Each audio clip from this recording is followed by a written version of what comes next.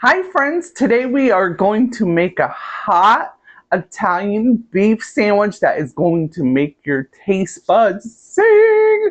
So I'm so excited about this today because this is a delicious sandwich. It's really easy to make and it's perfect for any night dinner. Gonna have some friends over, have a little card party or game board. This is the recipe for you. So keep watching.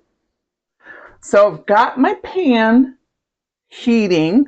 We're gonna go ahead and brown this. We've got a chuck roast here, inexpensive piece of meat. You can use an eye-round roast. And we're gonna brown it just to give it a little pretty um, shimmer to it.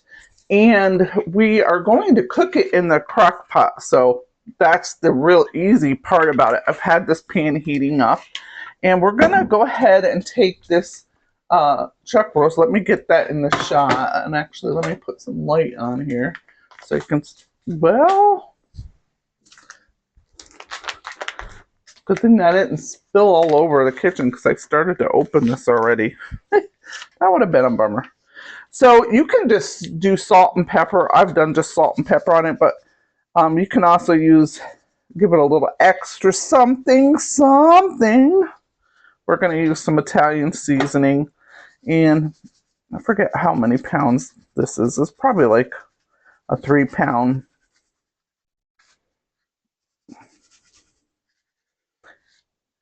And I'm not going to use, I don't know if that I'm going to use the whole thing. Yeah, let's go for it. So let's go ahead and put that in our, that's the sizzling sound of flavor. All right. I had a good night's sleep today, so I'm pretty energetic. You know, some days I don't record until later, and then I'm like, oh, I can tell when I watch the video. I'm like, oh, I was tired. But I've been doing this for, I don't know, what, a year and a half, and doing videos, and I'm just going to plug through. Some days, energetic. That's real life, right? Some days we're like, oh, maybe we didn't get a good night's sleep. Maybe we got on a lot on our mind. Maybe we've got a lot of demands in our life. But we still want to make some good food. If you're like me, you love to make something good and flavorful for your family, for yourself. And here's a way to, like, everybody's like, wow, wow, this is good.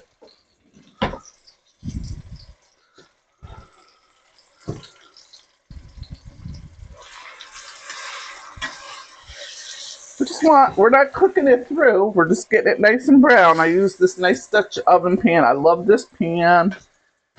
It works so well. Now, this is a little side note. I take rabbit trails sometimes. I heard that, well, I read actually when I got this Dutch oven, it says you shouldn't do tomato products because it will stain and affect the quality of your pan. Not sure if that's true. So I haven't done that because I like the way it looks. I didn't want to stain it and, maybe affect other things I was cooking if the acidity or the tomato got locked into that porcelain. I don't know. But so I haven't cooked tomatoes or tomato sauce in here. I have other pans that I can use, and I have a favorite. It's like I think I don't know if it's stainless steel. I gotta check, but I've got a metal pan that I use that was my grandmother's pan, and then my mom had it, and now I have it, and it makes the best sauce. And speaking of sauce, I have a course on sauce-based Italian dishes. Still working on it. If you've seen any of my other videos, I have talked about it, but it's taken me a lot longer to edit since I work a side job Plus I do this. Plus I'm working on courses, so trying to get that done. Because I got some fabulous dishes, Italian dishes. Number one, we make a homemade Italian sauce. It's so easy. And some great dishes like chicken parmesan, eggplant parmesan, Italian stuffed peppers. I'm trying to think what else is in that course. A few other things. So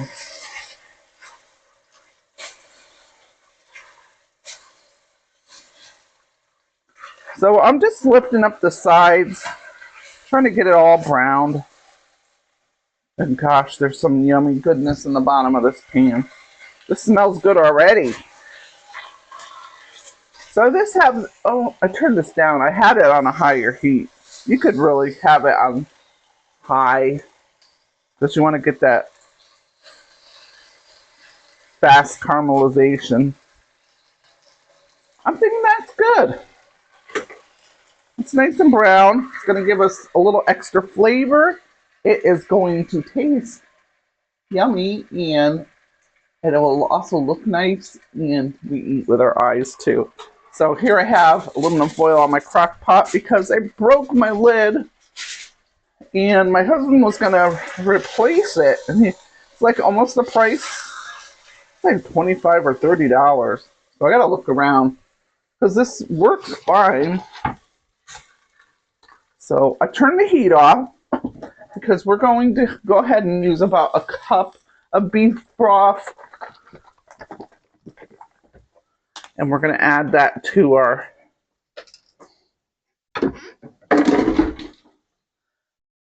the last time I made this, I did add a whole onion to the bottom of the pan, but it was actually ended up being too much onion. And I love onion, but so we're going to use 1 cup of beef broth. I'm going to put it in here to glaze this pan a little bit because we want that flavor to be in there.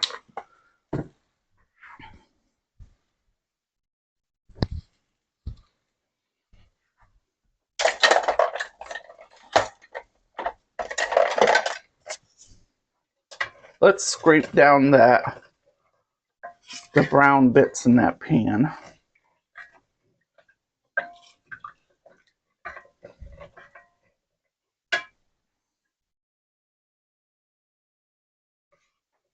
You know what? I'm going to put just a little bit more.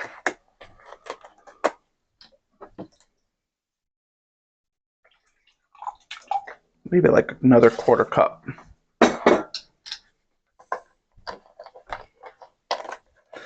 The thing with this dish is you're just going to mix up this, put in all your ingredients into the crock pot, let that cook, and I'll show you the kind of bread you're going to need, a good crusty like sub roll or Italian bread. So let's go ahead and put that beef stock in here. So it really just takes a few ingredients. It's amazing how fabulous this tastes. All right, let's pour that in here. There. Pretty easy, right? All right, and then the next thing we're going to add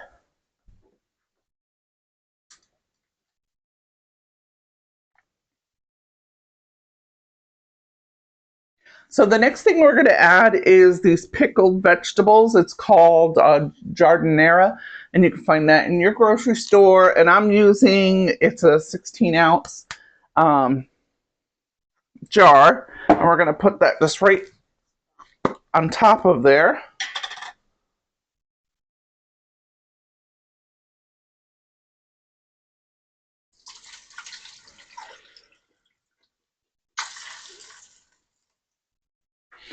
Now, you can even buy another jar, and if you want like some fresh, because this is going to cook down, it'll be intact, but it'll be very soft.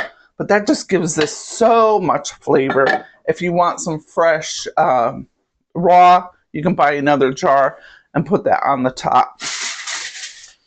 I don't, but you certainly can. And I might try it this time. We'll see. So now we're just going to put our lid on. I start this. Now I always preheat my crock pot on certain dishes because, like with meat, you know, I want it to be good and hot when it gets in there. So probably do about 3 hours, on high, and probably 2 hours on low. Thinking it would be about 5 hours. You can kind of gauge and see how it is. You don't want it overcooked. We're gonna just let that cook, do its thing. We'll slice it up, put it back in there, and make up our sandwiches. And your house is gonna be smelling amazing. So just gotta let this cook, and we'll be back. It smells wonderful in here. This has been cooking. Let's see. A little over 5 hours, I think, or about 5 hours. I turned it down to low about 2 hours in. I'm going to be careful. This is steaming hot. Steaming up my glasses. Oh, this looks good and it smells good. Oh, I'm going to have to get a close up. Take a look at that. Does that look great or what? Oh my gosh. That is just tear apart. I was going to put it on a platter but we've got so much juice there. Yum.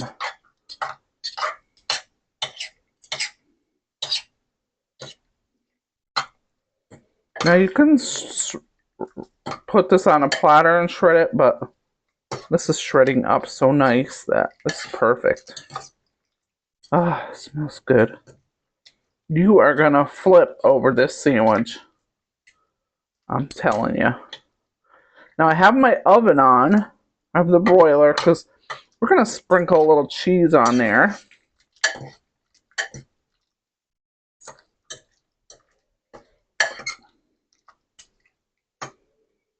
And we're gonna prep our rolls. Well, that's how it looks. But you're like, okay, does it look that great? But let me tell you, it tastes insane. Let me get my camera ready. We'll slice up our rolls and assemble it. The type of rolls you're going to use is a nice hearty sub roll. This is what, maybe 5 or 6 inches, because this has a lot of liquid to it, and we want this sub to hold up. And we're going to slice it not all the way through, so it can just kind of fold it open, kind of like that. We're going to make 2, because one for me and one for the hubby.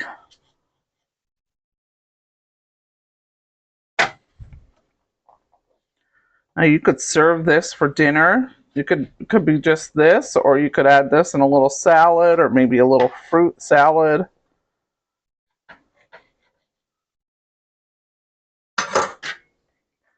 And let's load it up. I'm gonna be careful here with this. Like, I'm wondering if I should use a spoon instead.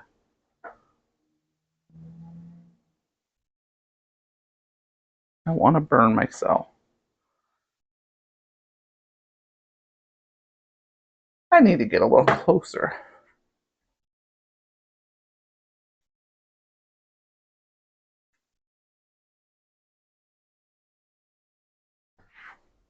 That's a little better. It's a little closer up so you can see what. So you're going to do a mixture of the beef and the veggies in there. We're going to put a little bit of cheese in there. Load that up. Now, if you like, you can take a jar of some fresh ones if you want crunchy, fresh crunchiness.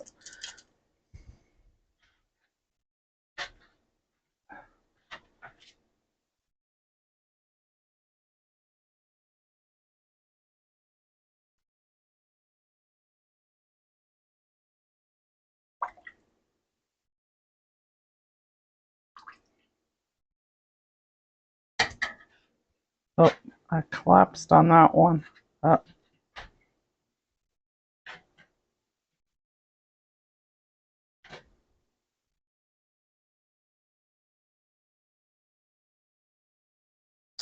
right. Got some fresh mozzarella.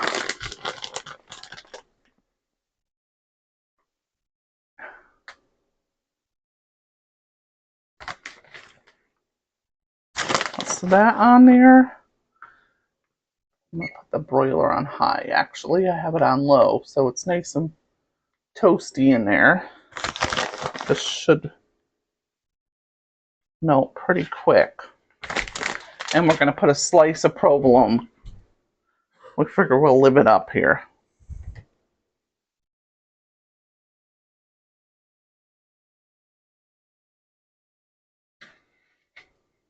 All right, we're gonna get them under the broiler. Probably take maybe a minute or two.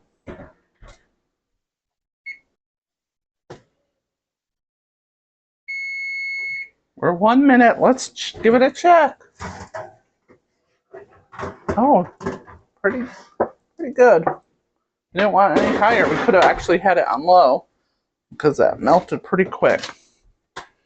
This is going to be so yummy. So we'll let this cool down a little bit. Now this is too hot to taste yet. We've got a little cup of our jus so we can dip our sandwich in there. Is your mouth watering? Mine is. We'll see you back in a few moments. We're going to let it cool down. No taste test until it cools down.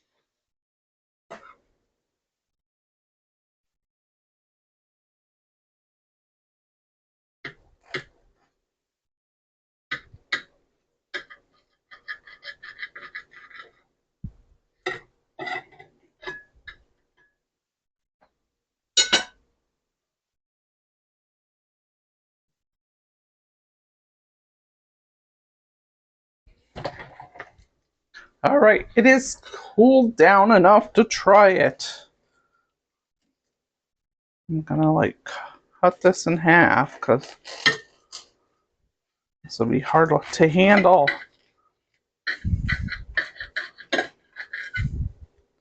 Oh, some of the stuff squirted out. Now, let's tuck it back in there. Oh, it's still hot. Hot, hot, hot. All right. Put some of the jus in my little bowl there. This one has loaded with. Doesn't that look good? Mm. Oh, the meat is so yummy.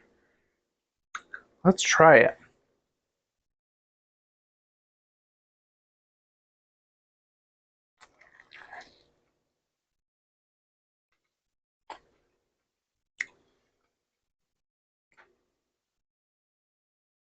Mm. Perfect. Perfect.